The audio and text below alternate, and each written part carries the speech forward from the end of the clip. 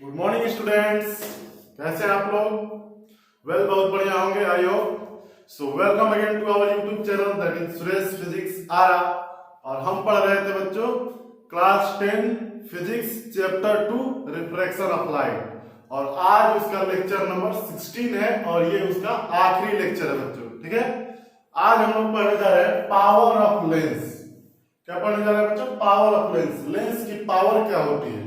तो पिछले लेक्चर में हमने थोड़ा बहुत बताया था, आज इसको हम लोग देखने वाले हैं। What is the power of lens? Lens की पावर क्या होती है? ओके, उस पावर ऑफ लेंस पढ़ने से पहले याद करो, तुम्हें क्या बताया था? मैग्निफिकेशन बताया था और मिरर लेंस फार्मूला डिराइव किया हुआ था। तो मैग्निफिकेशन में एक चीज तुमको हम बताना भूल गए थे, हालांकि इसको मिरर वाले में बताए हैं। मैग्निफिकेशन होता है बच्चों HI/HO, यानी हाइट ऑफ इमेज। HI क्या है? HI बच्चों हाइट ऑफ इमेज है। ओके, एंड HO क्या है बच्चों? हाइट ऑफ ऑब्जेक्ट है। ठीक है, ऑब्जेक्ट का हाइट है बच्चों। तो बताना या भूल गए थे, हालांकि कुछ फर्क नहीं पड़ता है, तुम खुद भी कर सकते हो। यदि मान लो HI height of image greater than HO, यानी ऑब्जेक्ट से बड़ा बन गया इमेज, तो क्या होगा बच्चों? हाँ, ऑब्जेक्ट से बड़ा बन जाएगा तो क्या होगा? इसको बात नहीं करेंगे, पहले ये सोचो। ये हमारा मैग्निफिकेशन आया, यदि तुम्हारा वैल्यू रख के HI और HO का मैग्निफिकेशन जो है पॉजिटिव आ गया, आंसर तुम्हारा पॉजिटिव आ गया, तो इसका मतलब क्या होगा बच्चों? पॉजिटिव आने का अर्थ क्या होता है? तो पॉजिटिव आने का अर्थ यह होता है कि HI भी पॉजिटिव में, HO भी पॉजिटिव में, तभी तो दोनों पॉजिटिव आया। इसका मतलब ऑब्जेक्ट प्रिंसिपल एक्सिस के ऊपर और इमेज भी प्रिंसिपल एक्सिस का ऊपर, मतलब दोनों ही पॉजिटिव हो रहे हैं। तो ऐसा कब होता है? जब इमेज वर्चुअल बनता है। याद करो, ऐसा तब होता है जब इमेज वर्चुअल होता है। प्रिंसिपल एक्सिस के ऊपर ऑब्जेक्ट, प्रिंसिपल एक्सिस के ऊपर इमेज। ऐसा कब होता था? जब ऑब्जेक्ट वर्चुअल बनता था, कहीं इधर ही बन जाता था, इमेज वर्चुअल बनता था। ठीक है, कॉन्केव के केस में कहीं पर भी रखो तो इमेज तुम्हारा फोकस और ऑप्टिकल सेंटर के बीच में बनता था। तो ये तब होता था दोनों प्रिंसिपल एक्सिस के ऊपर, यानी दोनों पॉजिटिव। कब? जब वर्चुअल होता था। तो जब भी मैग्निफिकेशन पॉजिटिव आए, इसका मतलब यह होता है बच्चों कि इमेज जो है वर्चुअल बना है। क्या बना है? वर्चुअल मीन्स इमेज जो है वो वर्चुअल बना है, और वर्चुअल होता है तो सीधा होता है इरेक्ट बना है। ठीक है, यदि तुम्हारा मैग्निफिकेशन नेगेटिव आ गया, इसका मतलब यह हुआ कि एक पॉजिटिव एक नेगेटिव, तभी तो नेगेटिव आया, यानी एक प्रिंसिपल एक्सिस के ऊपर एक प्रिंसिपल एक्सिस के नीचे। तो इस केस में ऑब्जेक्ट को प्रिंसिपल एक्सिस को ऊपर रखते हैं हमेशा हम लोग, और बन गया नीचे। इसका मतलब रियल बना है। क्या बना है? रियल बना है और उल्टा बना है। इसका मतलब हो गया बच्चों, मीन्स इमेज जो है, इमेज वो हमारा कैसा बना है? रियल बना है और इनवर्टेड बना है, इनवर्टेड बना है। ओके, तो इसको नोट कर लो।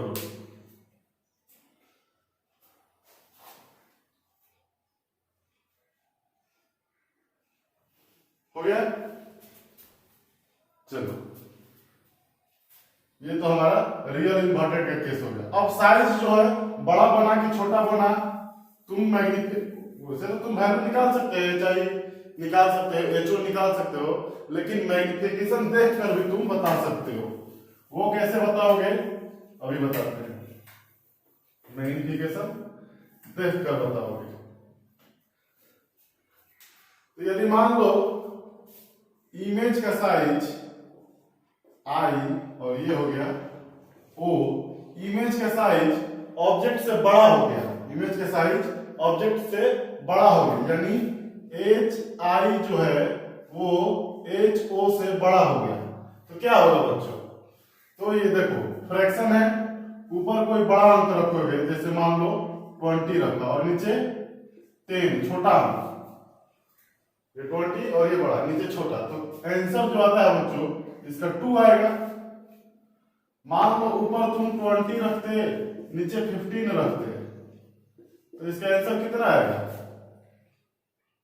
20 को 15 से भाग दो, 15 कम 15, 5.0 देके 15 3 45, 1.3 समथिंग करके आएगा, यानी 1 से ज्यादा आएगा। और सुनो 20 के नीचे और बड़ा रखो, 16 रखो तो भी 1 पॉइंट समथिंग आएगा। 20 के नीचे पूरा का पूरा 20 रख दोगे तो भी बच्चों 1 आएगा। क्या आएगा? 1 आएगा।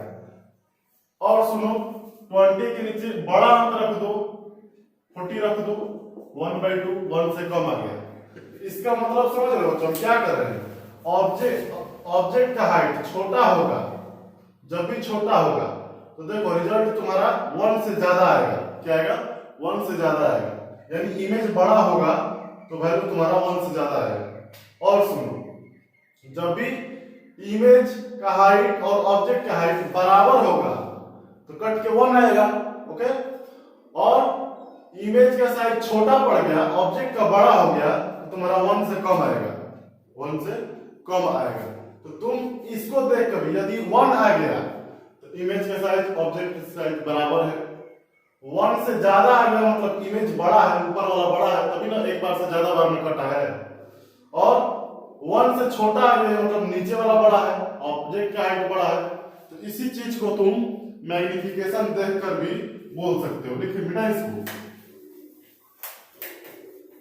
इसको मैग्निफिकेशन देखकर भी बोल सकते हो। देखो भाई इफ एम जो है वो लेस देन 1 आया, इसका मतलब हुआ कि इमेज जो है, इमेज 1 से कम आया है, मतलब इमेज जो है छोटा है, इमेज जो है स्मॉल है। स्मॉल क्या तुम डिमिनिश्ड लिखा करते थे ना, तो डिमिनिश्ड लिखो। इमेज जो है डिमिनिश्ड है, ठीक है। इफ एम जो है बड़ा आ गया, मैग्निफिकेशन से ज्यादा आ गया, 1 से ज्यादा आ गया, तो इस केस में जो इमेज जो होगा वो मैग्निफाइड इनलार्ज्ड बनेगा, बड़ा बनेगा। ओके, इफ मैग्निफिकेशन जो है 1 के बराबर आ जाए बच्चों, यानी ऊपर नीचे बराबर होगा तब ना 1 आएगा, तो इमेज जो होगा, इमेज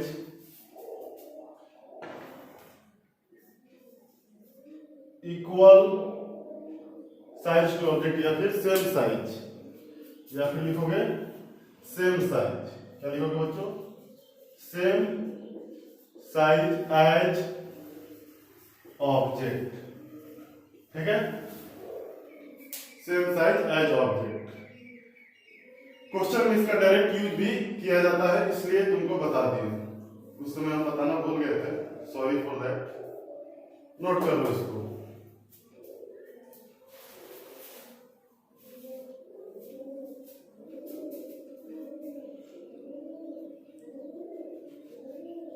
मिटा दे,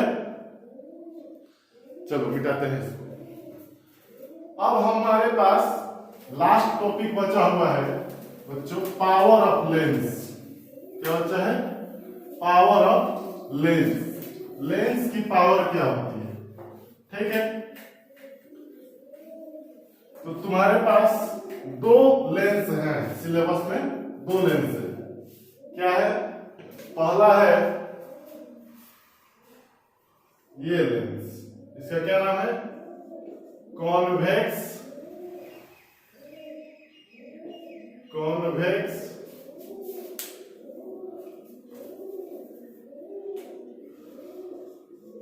कॉन्वेक्स लेंस। दूसरा है हमारे पास कॉनकेव लेंस। दूसरा क्या है बच्चों? Concave lens. तो पहला कॉन्वेक्स लेंस और दूसरा कॉन्वेक्स लेंस, इन्हीं दोनों को डील करना है। अब तुम बताओ, याद करो कि यदि इंसिडेंट रे कॉन्वेक्स लेंस से गुजरती थी तो ये क्या करती थी? प्रिंसिपल एक्सिस की ओर मुड़ती थी, और कॉनकेव से गुजरती थी तो प्रिंसिपल एक्सिस से अवे मोड़ती थी। तो ये जो मोड़ने की इसकी क्षमता है इस लेंस की, ये मोड़ दी प्रिंसिपल एक्सिस की ओर और ये प्रिंसिपल एक्सिस से दूर, इसी क्षमता को बच्चों बोलते हैं convex lens, convex power of lens. क्या बोलते हैं? Power of lens. तो अब सुनो, इसका काम है प्रिंसिपल एक्सिस की ओर मोड़ना, ठीक है, इसका काम है प्रिंसिपल एक्सिस की ओर मोड़ना और इसका काम है प्रिंसिपल एक्सिस से दूर मोड़ना। तो देखो ये क्या करेगी, ये रे को कन्वर्ज करती है। क्या करती है?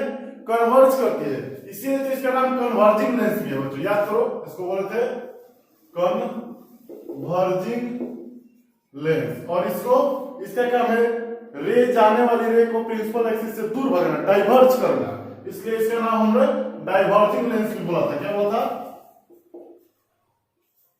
Diverging lens. इसको डाइवर्जिंग लेंस भी बोलते हैं। ओके, तो ये जो कन्वर्ज करने की क्षमता इसके पास है और इसके पास डाइवर्ज करने की जो क्षमता है, इसी को बोलते हैं पावर। क्या बोलते हैं बच्चों? पावर। इसके पास पावर ऑफ कन्वर्जिंग है, पावर ऑफ कन्वर्जिंग है, कन्वर्ज करने की पावर है। और इसके पास पावर ऑफ डाइवर्जिंग है। तो पावर भी देखो दो प्रकार के हो गए। क्या हो गया? पावर भी दो प्रकार के। कौन कौन? कन्वर्जिंग पावर और दूसरा डाइवर्जिंग पावर। तो कन्वर्जिंग पावर किसके पास बच्चों है? तो कॉन्वेक्स के पास कन्वर्जिंग पावर, ये रेज को कन्वर्ज करती है। और डाइवर्जिंग पावर कॉनकेव लेंस के पास है, ये क्या करती है? आने वाली रेज को डाइवर्ज करती है। तो इसके पास डाइवर्जिंग पावर है। ओके, तो पावर ऑफ लेंस का डिफिनेशन हो जाएगा बच्चों, क्या हो जाएगा? The ability of lens, that एक में दोनों का लिखना हो, the ability of lens to converge the incident ray और to diverge the incident ray after refraction. Refraction के बाद या कन्वर्ज करने की क्षमता जो है एबिलिटी, या फिर डाइवर्ज करने की जो क्षमता है लेंस की, उसको बोलते हैं बच्चों पावर ऑफ लेंस। ठीक है, तो इसको लिख लिया जाए।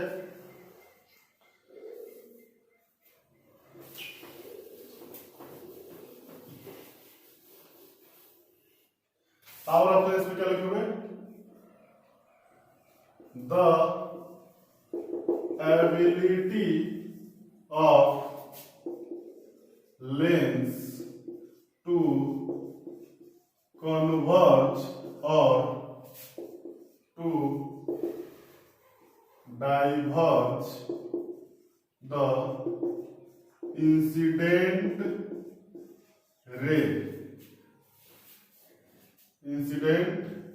रे, आफ्टर रिफ्रैक्शन। रिफ्रैक्शन के बाद इंसिडेंट रे को क्या करना है?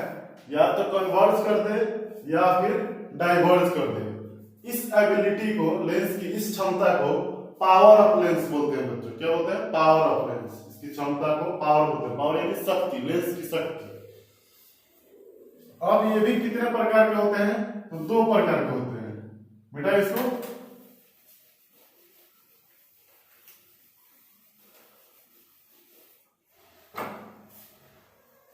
ये भी दो प्रकार के होते हैं। पहला कन्वर्जिंग पावर और दूसरा बच्चों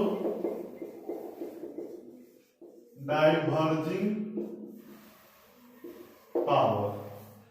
कन्वर्जिंग पावर में क्या होता है बच्चों? ये रेज को कन्वर्ज करती है। ठीक है, तुम दोनों लिख लो इसको, फिर के कोडिंग करते हैं बेटा। इसको कन्वर्जिंग पावर किसको बोलते हैं बच्चों? तो आने वाली इंसिडेंट रेज को रिफ्रैक्शन के बाद कन्वर्ज करना, मोड़ना, यानी प्रिंसिपल एक्सिस की ओर मिलाना, कन्वर्जिंग पावर बोलते हैं बच्चों। The ability of lens to converge the incident ray is called converging power. Okay, incident ray को प्रिंसिपल एक्सिस की ओर कन्वर्ज करने की जो क्षमता है, एबिलिटी है, उसको बच्चे बोलते हैं क्या?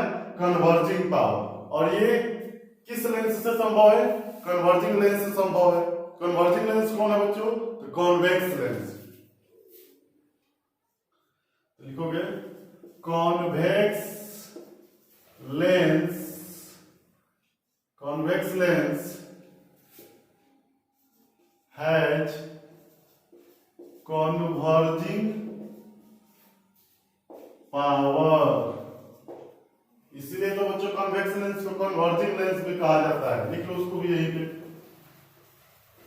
कॉन्वेक्स लेंस इज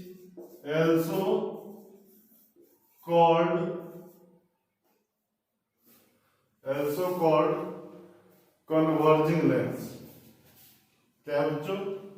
दिखाई नहीं दे, सुन लो, converging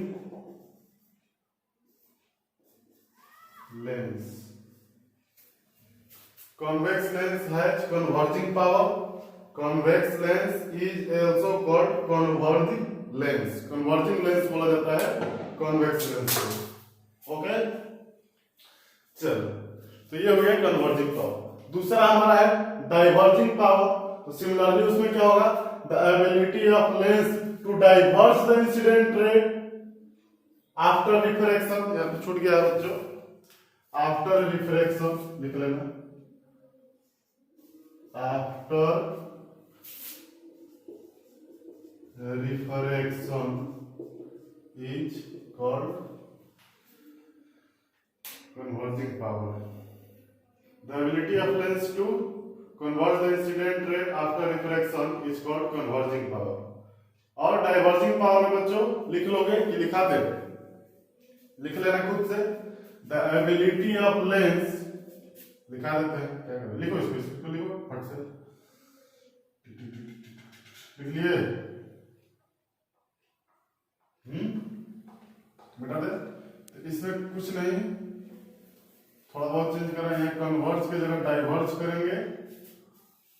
ओके ओके ओके, और यहां हम चेंज करने वाले हैं, ठीक है, और यहां चेंज करने वाले हैं, ठीक है। तो देखो डाइवर्जिंग पावर दूसरा क्या है हमारा? दूसरा है बच्चों डाइवर्जिंग पावर। तो डाइवर्जिंग पावर का मतलब the ability of lens to diverge, the ability of lens to diverge the incident ray after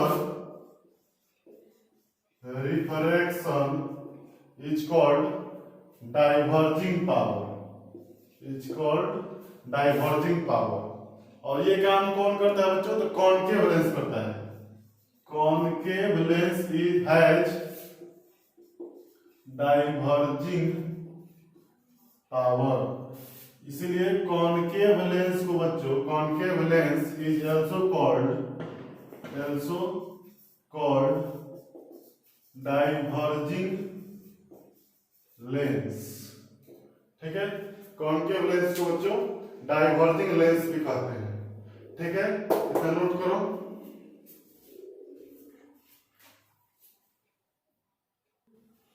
okay, ये तो हो गया बच्चों हम लोग का थ्योरी कि लेंस की क्षमता किसको बोलते हैं, पावर ऑफ लेंस किसको बोलते हैं बच्चों? The ability of lens to converge और to diverse the incident ray after refraction is called power of lens. Power of lens किसको बोलते हैं? तो इंसिडेंट रे को कन्वर्ज कर देना या फिर डाइवर्ज कर देना रिफ्रैक्शन के बाद, इसी को लेंस की क्षमता बोलते हैं। लेंस ही ना करता है ये सब काम, तो लेंस की क्षमता बोलते हैं। ओके, और हमने कन्वर्जिंग डाइवर्जिंग दोनों देख लिया। अब बच्चों बारी आती है कि किस लेंस की कितनी क्षमता है, ये हमको कैसे पता चलेगा? कॉन्वेक्स लेंस कितना उसका शक्ति है, कितना वो कन्वर्ज करेगा, या कॉनकेव लेंस कितना डाइवर्ज करेगा, ये हमको कैसे पता चलेगा? हमें चाहिए एक ऐसा सॉल्यूशन, यानी हमें चाहिए एक फॉर्मूला जिससे पता चल जाए, उसमें पुट करें वैल्यू, पता चल जाए इसकी पावर क्या है, किसी भी लेंस की क्षमता कितनी है, पावर क्या है, तो उसके लिए हम डिराइव करें, मैथमेटिकल रिलेशन दिया हुआ है कि पावर को हम लोग P से लिखते हैं, P से तो P इक्वल टू 1/f होता है। क्या होता है? 1/f। P क्या है? Power of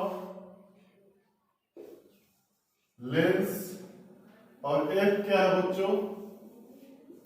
focal length of lens. और बच्चों ये मीटर में होना चाहिए, इन मीटर में होना चाहिए, ठीक है। ये तुम्हारा फॉर्मूला है P इक्वल टू 1/f, और F को यूज करना है, F should be placed with sign. F जो है प्लेस्ड विद साइन, F को जो है साइन के साथ रखना है। यानी कि समझो, बात को समझो, कॉन्वेक्स लेंस जो है इसका याद करो, बताए थे कॉन्वेक्स जब भी हो तो F पॉजिटिव रखना, कॉन्केव जब भी आए तो F नेगेटिव रखना, चाहे मिरर हो या लेंस हो। कॉन्वेक्स का मतलब पॉजिटिव और कॉन्केव का मतलब नेगेटिव, याद रखो। तो बताया था इसमें ऑब्जेक्ट हम इधर रखेंगे, इमेज हमारा कहीं इधर बनेगा, ठीक है। एक केस आता है कि इधर बनता है, लेकिन 5 केस ऐसे हैं जिनमें ऑब्जेक्ट को इधर रखने पर इमेज इस तरफ बनता था, रियल बनता था। तो ऑब्जेक्ट इधर रखें और इमेज इधर बनता है, जिधर इमेज बनता है बच्चों उधर का ही फोकस लेते हैं, इधर का हम फोकस लेंगे। तो इंसिडेंट रे इधर, ऑप्टिकल सेंटर से मेजरमेंट इधर फोकस के लिए, तो फोकस पॉजिटिव हो जाएगा। तो कॉन्केव लेंस के लिए ये F, कॉन्वेक्स लेंस के लिए F पॉजिटिव रखेंगे। और सिमिलरली कॉन्केव में क्या होता है बच्चों, ऑब्जेक्ट को रखो कहीं भी, तुम्हारा इमेज इधर ही बनता है, F और O के बीच में, फोकस और ऑप्टिकल सेंटर के बीच में। तो इंसिडेंट रे इधर और मेजरमेंट इधर अपोजिट। तो कॉन्केव में जो बच्चों उसको नेगेटिव रखोगे, क्या होगे? नेगेटिव रखोगे। तो इसको तो तुम लर्न नहीं करो, चाहे वो मिरर हो या लेंस हो। यदि बोल दिया कॉनकेव यानी F equal to negative, convex यानी F इक्वल टू, F जो है उसका F वो पॉजिटिव होगा, चाहे कोई भी हो, मिरर हो या लेंस हो। बोल दिया कॉनकेव तो F नेगेटिव, बोल दिया कॉन्वेक्स तो F पॉजिटिव, इसको याद रखना। तो देखो यहाँ F नेगेटिव रखोगे कॉनकेव का तो पावर तुम्हारा नेगेटिव में आएगा, और कॉन्वेक्स के लिए F पॉजिटिव रखोगे तो पावर पॉजिटिव में आएगा। तो बच्चों यहां से लिख सकते हो power of convex lens is positive. Convex lens क्या है? पॉजिटिव रखोगे तो पावर पॉजिटिव आएगा। और बच्चों power of concave lens will be negative. Concave lens का पावर जो होगा F नेगेटिव रखोगे तो तुम्हारा पावर नेगेटिव मिलने वाला है, ठीक है। और F जो है मीटर में रखना है बच्चों। जनरली तुमको क्वेश्चन सेंटीमीटर में दिया होता है, focal length 20 centimetre, 15 centimetre, 30 centimetre, तो उसको तुम मीटर में करोगे कन्वर्ट पहले, फिर उसे पुट करोगे, या फिर डायरेक्ट मीटर वाला भी एक फॉर्मूला हम तुमको बताएंगे। तो इसको लिख लो, मिटाते हैं, उसके बाद फॉर्मूला के ऊपर जाते हैं।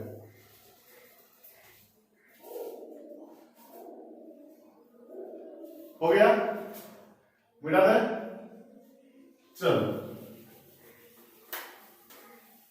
अब जैसे एक दो एग्जाम्पल हम देखते हैं।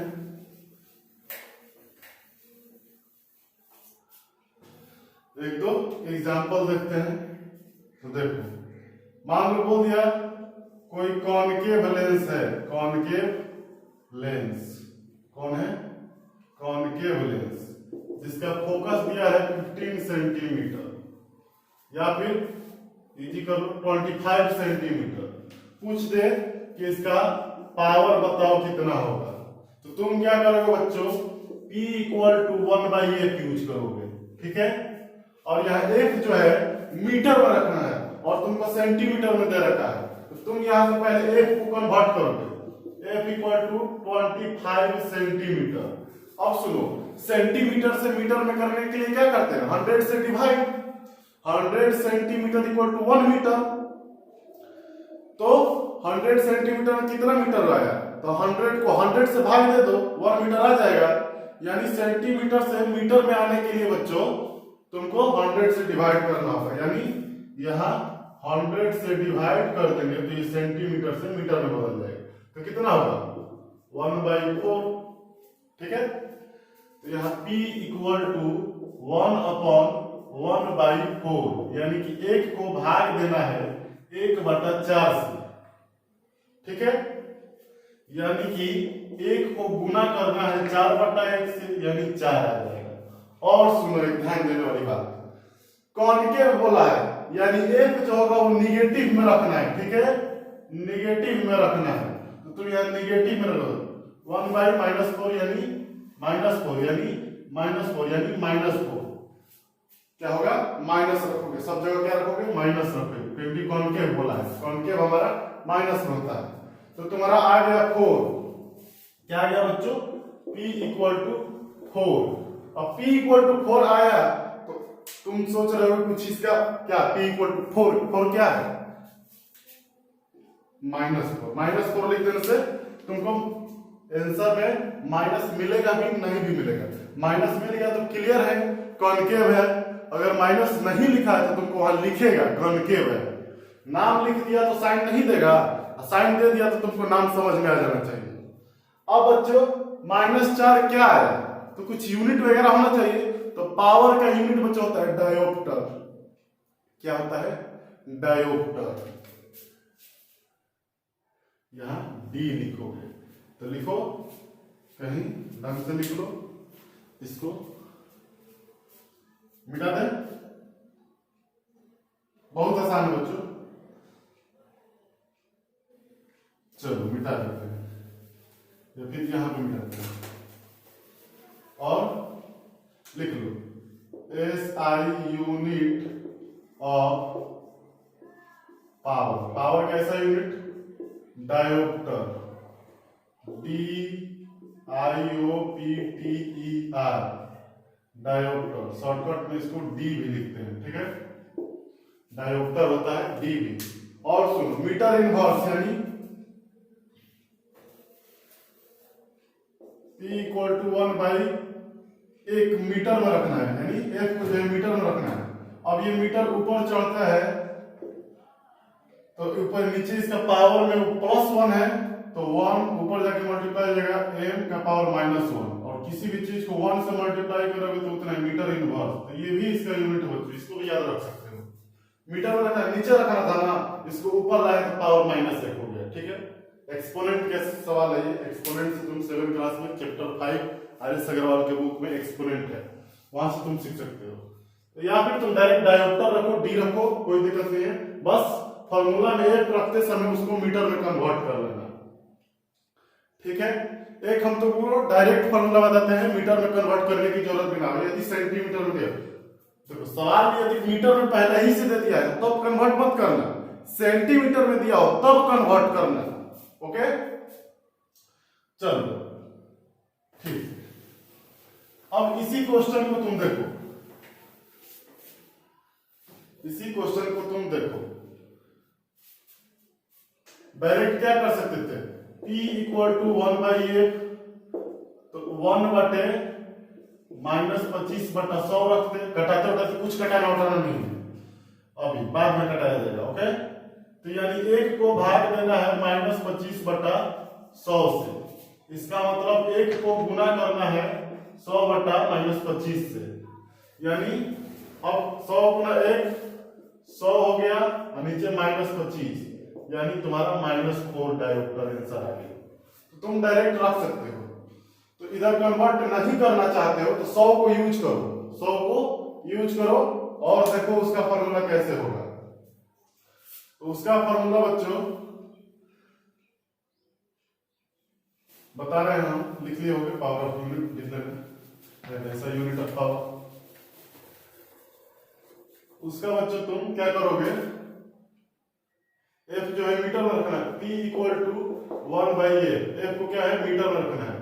तो यदि ई एफ जो है इन सेंटीमीटर में हो, सेंटीमीटर में हो, तो तुम पावर के लिए क्या करोगे, P इक्वल टू एफ को 100 से भाग दे दोगे। फोकस को हमने क्या किया, 100 से भाग दिया, यानी कि एक को भाग देना है f बटा 100 से, यानी कि एक को गुना करना है 100 बटा f से, यानी P equal to direct use कर सकते हो 100 बटा f, 100 बटा f। ठीक है, कब, जब सेंटीमीटर में दिया होता हो। अब यहां तुम f जो है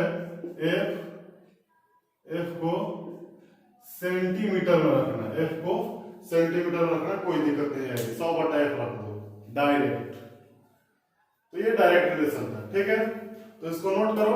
उसके बाद हम लोग देखते हैं एक कॉम्बिनेशन ऑफ लेंस है, एक सारा ढेर सारा लेंस दे दिया हो, तब क्या करोगे, तो इसको नोट करो।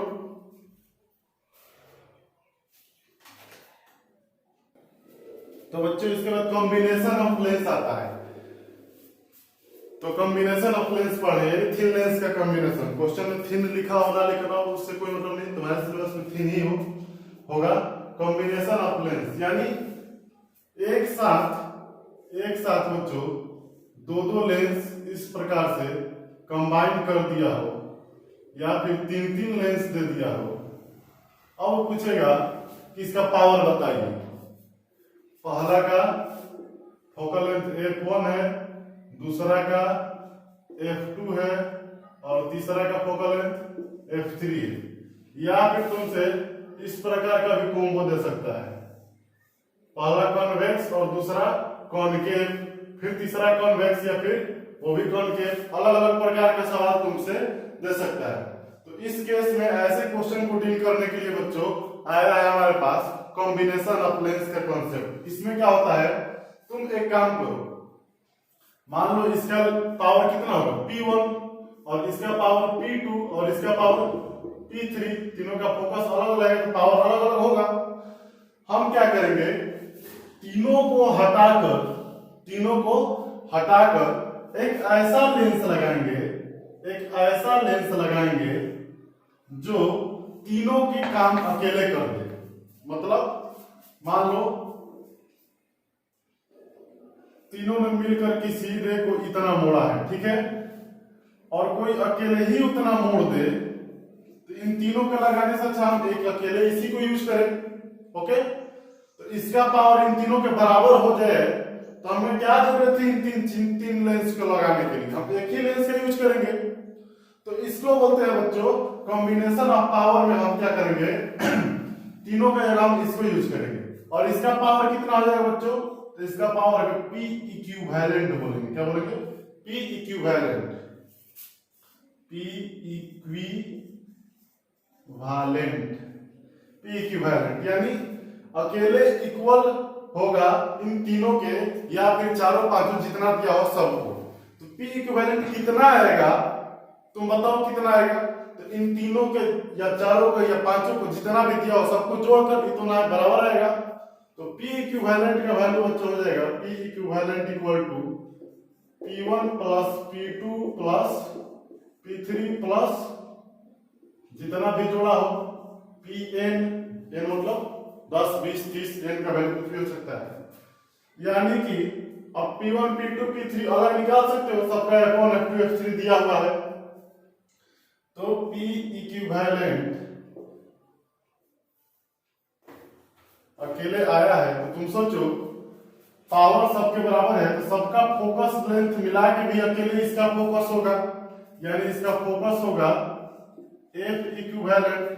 तो P इक्विवेलेंट को लिखोगे 1/F equivalent equal to 1/F1, P1 को F1 प्लस P2 को 1/F2 प्लस P3 को क्या लिखोगे 1/F3 प्लस 1/Fn। इस तरीके से यूज कर सकते हो। तो ये हमारा था कॉम्बिनेशन ऑफ लेंस। इस फॉर्मूला को भी तुम यूज करके निकाल सकते हो, कोई दिक्कत नहीं आएगी।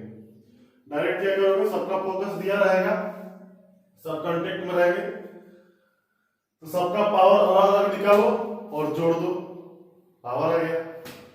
पूछ लेगी सबका फोकस दिया हुआ है, एक इक्विवेलेंट बताइए कि सबको हटा दें, एक लेंस ऐसा लाए जो अकेले इन सब का काम कर दे, तो उसका फोकस कितना होगा, यानी एफ इक्विवेलेंट पूछ दे। तो सेम काम करेंगे, 1/f equivalent equal to 1/f1 1/f2 1/f3, जितना दिया सबको जोड़ के कोई एक वैल्यू आएगा तो एफ इक्विवेलेंट का वैल्यू निकल जाएगा। ठीक है, तो ये था लेंस से रिलेटेड सब कुछ लगभग डील हो चुका है। एक केस और इसमें आता है कि जब दो लेंस को अलग अलग कुछ डिस्टेंस पे रखा जाए तब कितना पावर आएगा, तो वो तुम्हारे सिलेबस में नहीं है, वो 12 की बात है, 12 में जाओगे तो पढ़ोगे। ठीक है, तो लेंस में हमने सब कुछ क्लियर क्रिस्टल सब कुछ रख दिया, अब इससे ज्यादा कुछ बाहर आने वाला है नहीं। ठीक है, डिफिनेशन भी लिखा दिया, फॉर्मूला भी हो गया और एसआई यूनिट भी हो गया, और एक को जो है मीटर में रखना है। यदि मीटर में दिया हुआ तो मीटर में कन्वर्ट करने की जरूरत नहीं है, डायरेक्ट पुट करो। नहीं दिया है तो एफ को मीटर में कन्वर्ट करो या फिर डायरेक्ट यूज करो 100/f, उसमें सेंटीमीटर में तुम रख सकते हो 100/f में। तो ओके बच्चों, आज के लिए इतना ही, और ये हमारा आखिरी लेक्चर था। हो सके तो देखते हैं, तुम प्रॉब्लम सॉल्व कर लेना खुद से, कोई दिक्कत हो तो बोलना, कोई भी दिक्कत नहीं, बुक का क्वेश्चन सॉल्व करना।